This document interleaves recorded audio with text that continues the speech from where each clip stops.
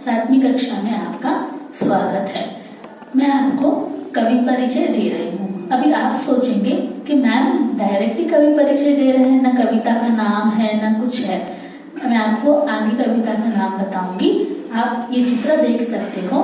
ये चित्र में इनका नाम है द्वारिका प्रसाद माहेश्वरी। इनका परिचय मैं आपको दे रही हूँ। उनका नाम रोहतक, आगरा, उत्तर प्रदेश में जन्मे थे।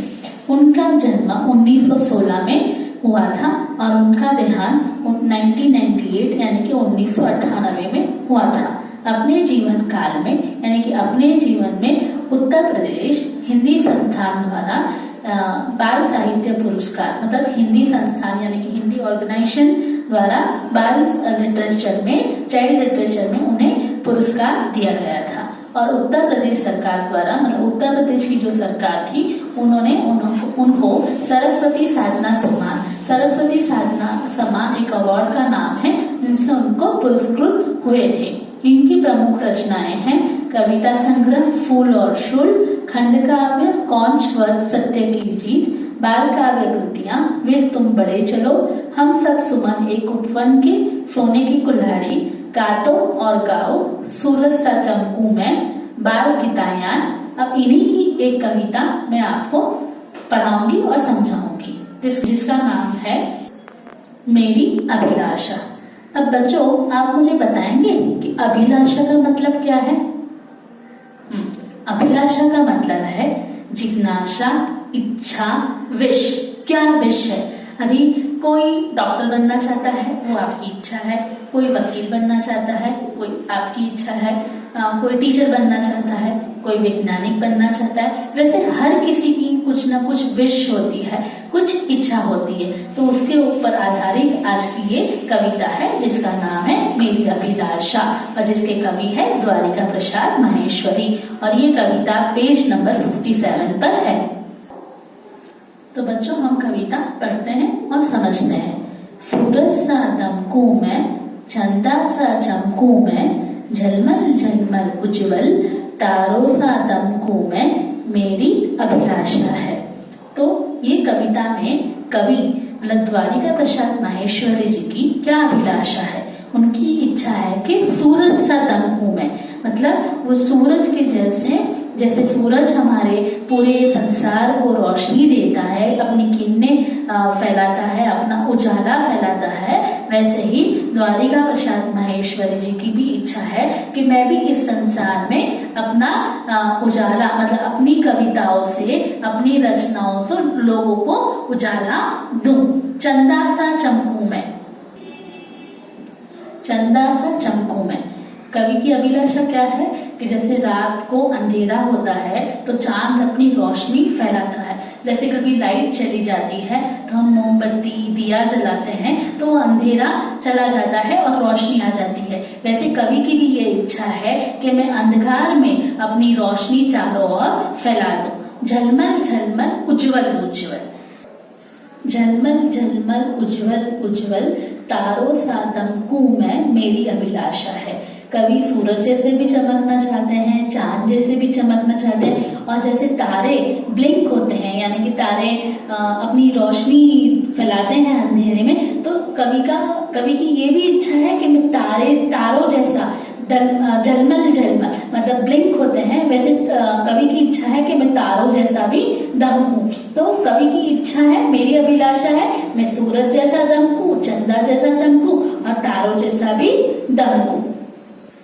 फूलों सा महकूं मैं, विहगों सा चहकूं मैं, गुंजित कर वनुपवन, कोयल सा कुहुकूं मैं, मेरी अभिलाषा है। अब कवि की द्वारिका प्रसाद माहेश्वरी जी की क्या अभिलाषा है कि फूलों सा महकूं मैं। आप ये चित्र में देख सकते हो कि फूल कैसे महक रहे हैं, मतलब फूल अपनी खुशबू चारों ओर फैलाते हैं। वैसे ही कवि द्वारिका प्रसाद माहेश्वरी जी की इच्छा है कि वो अपनी खुशबू चारों ओर फैलाएं। विहगों सा चहकूं मैं, जैसे चिड़िया चहकती है, चिड़िया अपनी आवाज जब सुनाती है तो हमें वो आवाज में इतनी लीन हो जाते हैं कि हमें कुछ भी सुनाई नहीं देता है।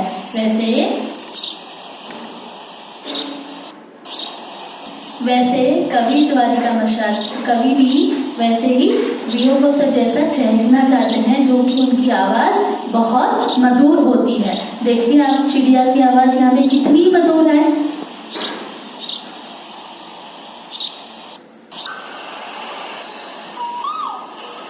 गुंजित कर वनुपवन कोयल सा कुहू में। देखिए बच्चों कि कोयल कितनी मीठी आवाज कर रही है, पूरा वन उपवन में उनकी आवाज क्या हो रही है, गूंज रही है। वैसे कवि पूरे संसार में अपनी आवाज को गुंजित कर देना चाहते हैं।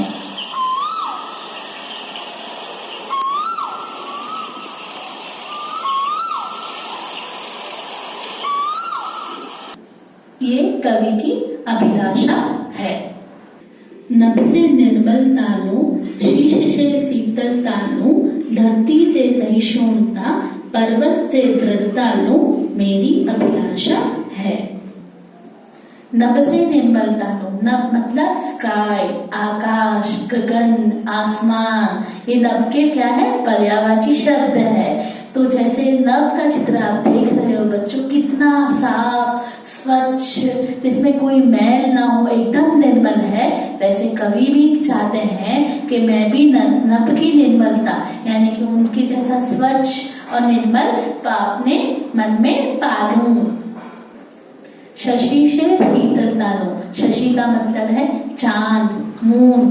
तो जैसे चांद में शीतलता होती है, एक ठंडक होती है।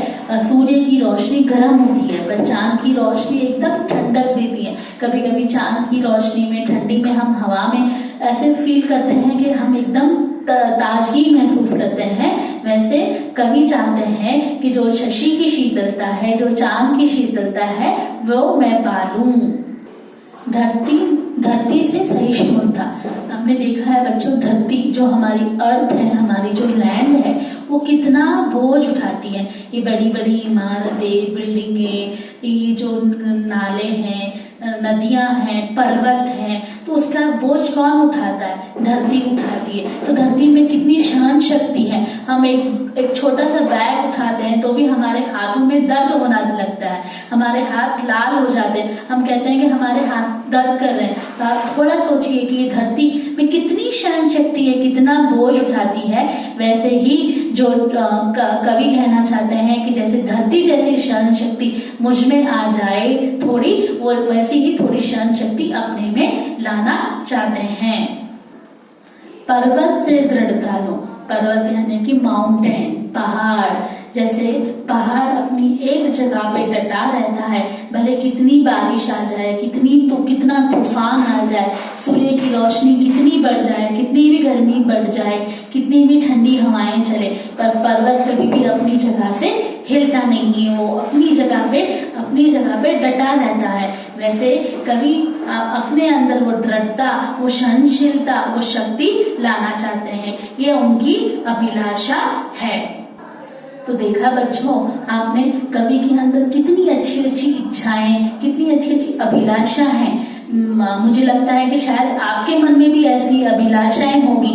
अभी कोई सोचेगा कि मैं वैज्ञानिक बन जाऊं, पर खाली इच्छा करने से कुछ नहीं होता है। उसके लिए हमें मेहनत और कठोर परिश्रम भी हमें करना पड़ता है।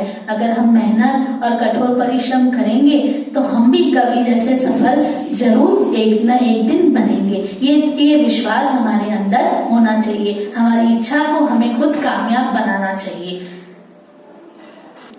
मुझे आशा है कि आपको ये कविता समझ में आई होगी। अब मेरी एक अभिलाषा है, मेरी एक इच्छा है कि आप इस कविता को कंठस्थ कीजिए और इसे अपनी इच्छा, अपनी अभिलाषा बनाइए। धन्यवाद।